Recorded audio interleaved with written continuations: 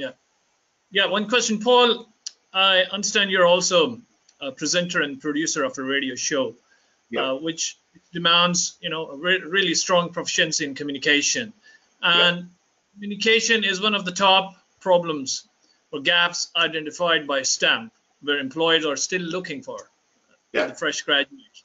So, in this part of the world, Pakistan, the moment we bring communication, people think mostly just an English proficiency, but it's more than that. So what would you advise to young graduate students?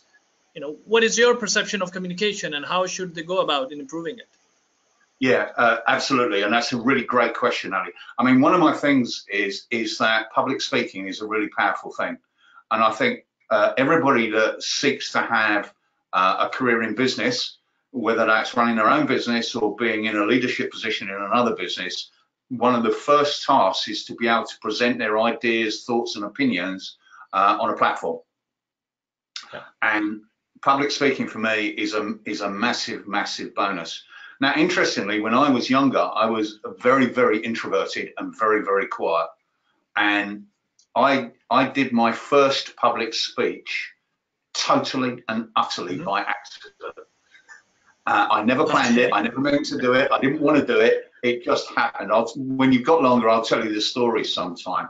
But the thing was, the thing that made it work was that the reason I did it is I got annoyed about something. And I kind of went off on a bit of a rant, and all of a sudden I caught myself thinking, hold on a minute, I don't do this kind of thing. I don't do this in public.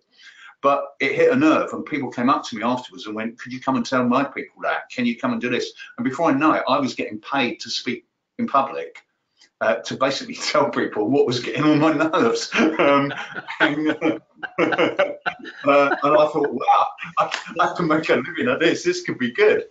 But so having a passion and being able to put that passion across, I think it is really crucial.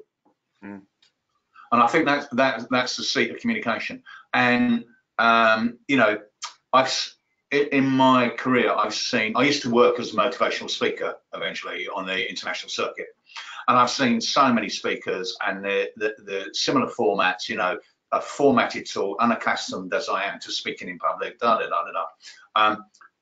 don't think that works. I think what really works is being genuine and talking from the heart about something that you believe in.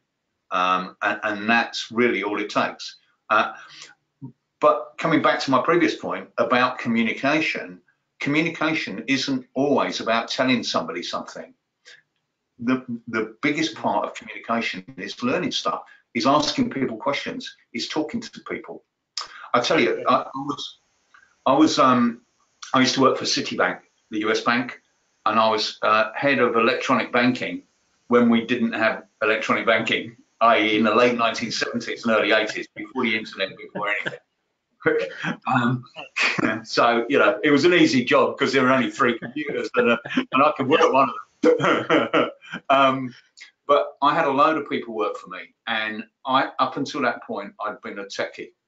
And like a lot of people, I was initially promoted to that position because of my technical skills.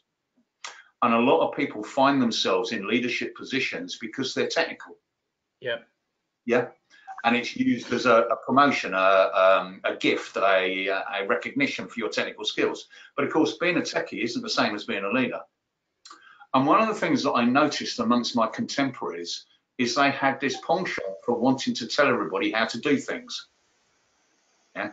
So as leaders, they go, you do it like this, you do it like that, you do it like this, you do it like that. I go, I don't know how you do that. I know how to do that, but I don't need you to do that. I need you to do this, and I don't know how. So how would you do it? So I caught myself asking people those questions. And for me, that's the most powerful part of something like that. That as a leader, you don't need the answers. As a leader, you don't need the answers. What you need is the ability to ask the questions, and to ask the questions to the right people. Yeah. Yeah. Very good. And it's very good. It's the classic mistake, like many sales groups make the same mistake year in, year out. Their sales manager leaves, who's been a great sales manager, and then they look around the office and they say, "Oh, we'll promote the best sales guy." Exactly, yeah. And what they end up with is a poor leader and no salesman. And no salesman, exactly. And the thing is, we see it time and time and time again. I think that's a really good takeaway about